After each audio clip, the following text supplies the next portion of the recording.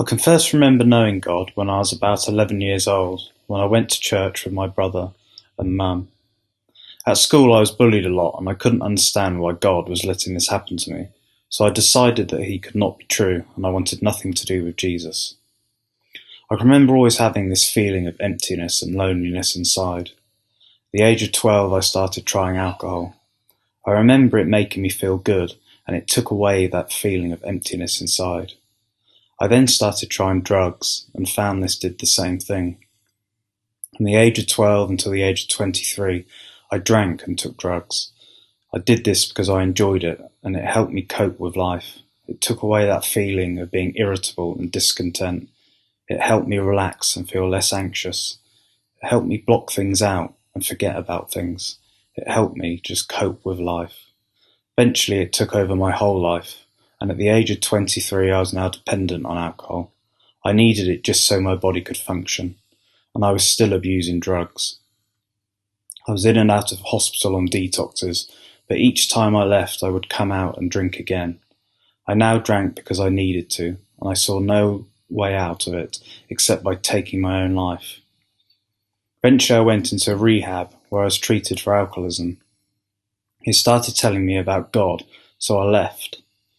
After some persuasion from family and friends, I went back and thought I would show everyone that this was not going to work. But after some time I saw how God was working in other people's lives, and thought, well, maybe if he could help them, then he could help me. I saw no other way, so I got down on my knees and gave my life to God.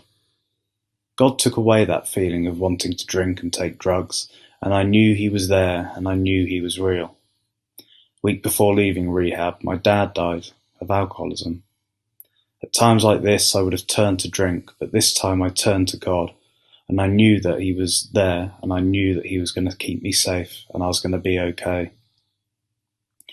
For a few years I struggled because I knew God was there, but I did not know how to get close to him.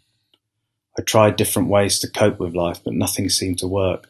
I always felt very anxious and fearful. After a while I went to church, and someone said they believed God was in my life, but I was missing that relationship with Jesus. From that moment I gave my life to Jesus, and everything felt great. After about a year of being a Christian, I suddenly started to struggle with crippling anxiety and fear. It got so bad that I couldn't leave the house. I could hardly sleep and eat, and found it hard to go to church. I didn't really know what to do, but knew that drink would not help. So every day I tried my best to turn to God. I knew God was there, and I had a peace that he was not going to leave me. I went to see a counsellor who helped me with practical ways of managing my anxiety. I met up with other Christians who prayed with me and helped me understand passages from the Bible where God says we can trust in him. After a while, things got much better. 5 years on, and I still struggle with mental health. I have good days and bad days, but I know that God is there and that he won't ever leave me. That feeling of loneliness and emptiness isn't there anymore because I have Jesus in my life. Every day I try and look to God and put my trust in him. Although sometimes I find it hard to do that, I know that God is always there. With God's help, I am able to manage my anxiety and fear much better now, and I am thankful to the people he has brought into my life to help me. I am now married and we both have a faith in Jesus, and God has blessed us with a daughter. I'm 11 years clean and sober, and I have a relationship with God.